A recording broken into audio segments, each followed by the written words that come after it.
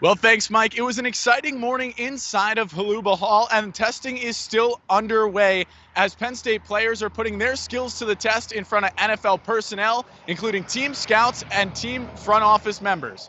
But as they focus on their NFL futures, head coach James Franklin was more focused on the future of his team earlier this week. When Penn State took the practice field this week for the first time this year, it resembled just a shell of last season. The Nittany Lions replaced all three coordinators, and as the new ones, Andy Kotelnicki, Tom Allen, and Justin Lustig, adjust to their new roles, Coach James Franklin is preaching a team-first mantra. What is in Penn State's best interest? What is in our players' best interest? Not what you were comfortable doing at Indiana, not what you were comfortable doing at Kansas, not what you were comfortable doing at Vanderbilt, and also not what we were comfortable doing. What is best? Kotelnicki has to find what's best for the offense led by quarterback Drew Aller, who had one of the nation's best touchdown-to-interception ratios at 25-2. Franklin believes Kotelnicki's refined scheme can help Aller take the next step, but notes Aller has his own work to do. I think for him and for all of us, I think it's consistency, doing it week in and week out against all competition, and being able to play that way, the way we need him to play and the way he wants to play week in and week out. But as we also know, that's not just Drew. It won't just be Aller, as the Nittany Lions roster currently sits at 125 players, a problem that Franklin says will generate competition and quality from top to bottom. I think one of the things that jumps out right away is just our depth. We're bigger and stronger and have more competition across positions than I think we've had in the past. Just the number on our roster is greater than it's been in the past. The roster is far from decided, as Tuesday was the first of 15 chances this spring for the Nittany Lions to see who fits where on this year's roster. The final chance is the Blue-White game on April 13th. 12 days after the Blue-White game, the players who were testing this morning will have the opportunity to hear their names called when the NFL draft begins in Detroit, Michigan on April 25th. Reporting for the Center County Report, I'm Justin Ciavolella. Now back to the studio. Bronwyn, that is right. Penn State's leading offensive scorer is gone. He's no longer with the program. Mike Rhodes said on Monday that star sophomore guard Kanye Clary has been dismissed from the team and will no longer be with them the rest of the season. Clary was averaging 16.7 points per game as he really started to blossom with more playing time in his second year with the Nittany Lions. The Nittany Lions will have to look elsewhere for their offense starting tonight against number 12, Illinois. Illinois has 4 double-digit scorers, led by Terrence Shannon Jr. and his 21.4 points per game. For the Nittany Lions to keep pace, they'll have to really focus on the defensive end. Led by Naismith Defensive Player of the Year watch list honoree Ace Baldwin Jr., the Nittany Lions have had no problem causing turnovers. They lead the Big Ten with over 15 caused turnovers per game and with 8.7 steals per game. The issue for the Nittany Lions is generating the offense in the loss of Clary. Ace Baldwin himself is the other double-digit scorer for the Nittany Lions prior to Clary's departure with 14 points per game. Look for maybe Nick Kern Jr. or Zach Hicks, Puff Johnson, or DeMarco Dunn to help fill in the role. The Nittany Lions and Fighting Illini tip off at 6:30 here behind me as the Nittany Lions return to Rec Hall. They return home tonight. Now back to you guys.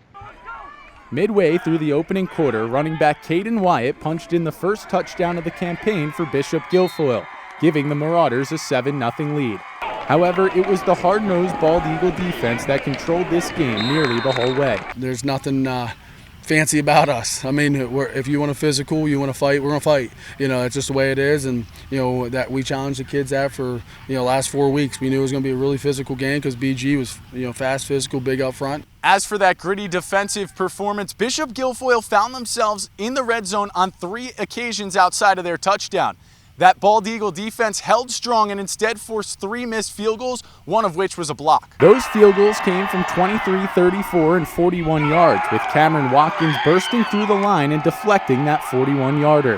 While from the outside looking in, it seems as if the Eagles showed a bend-don't-break mindset on the red zone opportunities. From the start of camp, it was a different attitude. Absolutely. I mean, we had to come out hard. That was the key. And, we got the guys riled up. We came out here, and it was that everything you got attitude. That's what we needed, and that's what we showed up with. With the offense struggling on the other side of the ball for Bald Eagle, quarterback Carson Nagel felt as if that gritty defensive performance gave the offense the breathing room they needed to capitalize on their chances. But, I mean, when you have a defense that can come out and set the tone like they did, and a couple big hits, I mean, that gets everybody riled up. So, I mean, that's a very good offensive line, very good running back, and we were able to stop him. So I think that just helped motivate the rest of the team and pushed us to what happened here. Friday's contest marked the first for Bald Eagle in the Laurel Highlands Conference, and its newfound attitude could help spark success in a highly competitive league. Team Toughness Tyrone. That was the motto that led the Tyrone Golden Eagles to a 7-3 record during the 2022 campaign. It was that same three-word mantra that took on new meaning as the Golden Eagles looked to soar one level higher in 2023. With a new challenge under their wings in adjusting to the Laurel Highlands Conference, the Golden Eagles struggled out of the gate, in part due to injuries to the flock. Well, the first couple of games, I mean, we were 1-3 before we started our streak, but we had a lot of guys out with injuries. And it's not a coincidence that as they started to come back, we started to play better. The improved health started to show as Tyrone hosted a familiar opponent in the Bellwood Antis Blue Devils for Game 5. Tyrone bested their longtime rival in the backyard brawl 34-0. That victory was the start of a 5-game winning streak for Coach Franco's squad, a streak that saw the Golden Eagles outscore opponents 171-53 while averaging 34.2 points per game. Led by two waiver returners including Andrew Weaver and Brady Ronan, along with quarterback Ashton Walk, Tyrone watched its season-long goal come close to fruition. Our goal all year has been to play our best football by game number 11. So in every phase of the game, we're trying to get better each week. Game number 10 disrupted the flight of the Golden Eagles as they were knocked off by 2 points in a competitive battle against Forest Hills. Ultimately, game number 11 finished in a similar fashion for Tyrone as it lost by 4 points to Penn Cambria.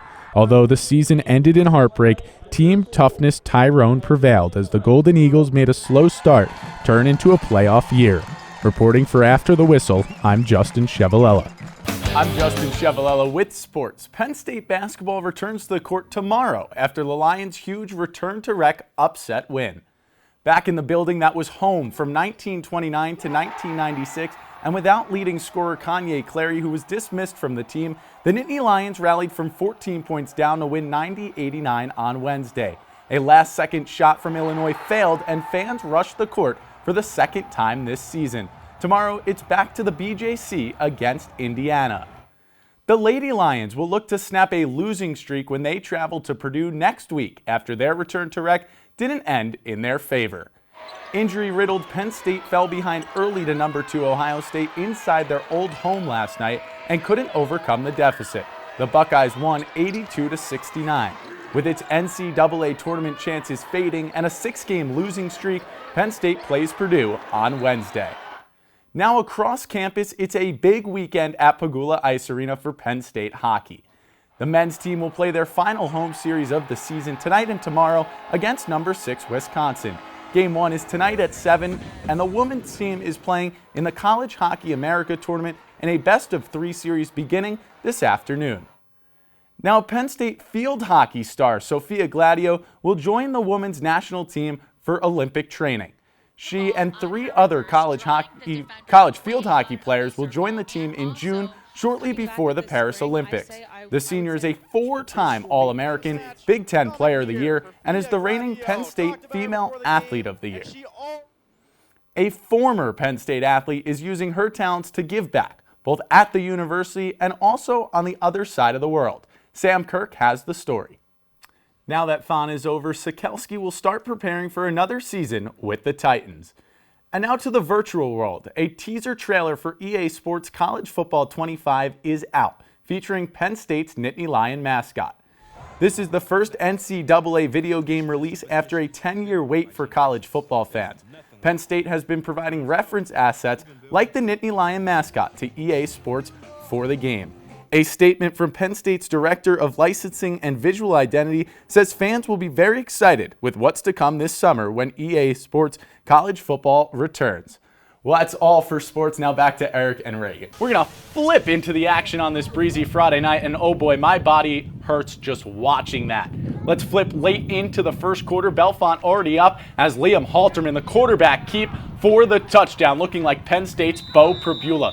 The extra point would be good, just like this handshake. Sweet, as Bellefonte goes up 14-0. Oh, that was a smooth handshake. Greater Johnstown trying to respond with their own quarterback keep by Julius Reed. He'd get in, but the two-point conversion is no good as Bellefonte remains on top 14-6. The Trojans' luck seemingly turning around until Jackson Long picks off the short pass from Reed, and the Red Raiders would capitalize on the opportunity as Halterman connects with Jaden Grabazik in the end zone. Extra point is no bueno, and Bellefonte extends their lead to 26. The Red Raiders extend their lead off another Trojans turnover as Halterman keeps and runs into his end zone himself. A little deja vu. The Red Raiders would keep the pedal to the metal as they went on to beat the Trojans 38-18. For Greater Johnstown, their season ends under the lights of Rogers Stadium. Bellefonte's playoff run remains alive as they play Juniata next week. In all 10 of their games this season, Cambria Heights held their opponents to less than 14 points en route to an undefeated season. Bishop McCourt ended their regular season on a 2-game losing streak.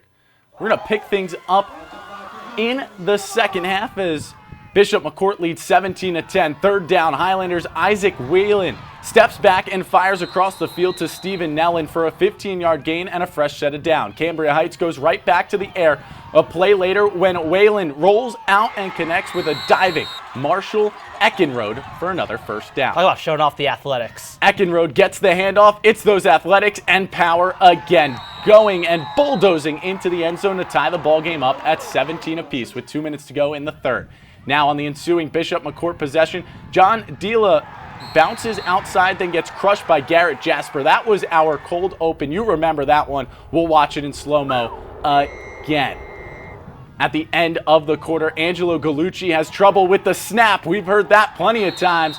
On a fourth down attempt, Bishop McCourt turns it over on downs. Cambria Heights would go on to win 24-17. The Highlanders remain undefeated at 11-0, escaping trouble, and move on to the second round. Meanwhile, the Crushers' season ends at a crushing 5-6. Well, we'll have to wait to see exactly if it's the year, but I can tell you something's certainly in the air in Happy Valley, and it's not just the autumn weather. Both Fox's Big Noon Kickoff and ESPN's College Game Day will host their shows at Penn State tomorrow for the big game. This is the first time that Big Noon Kickoff and College Game Day will be at Penn State at the same time. People already started camping out in anticipation for the shows. College Game Day last attended a Penn State game in 2021. They've announced that Keegan-Michael Key will be the guest picker on the show. College Game Day will begin at 9, and Big Noon Kickoff will kick off at 10.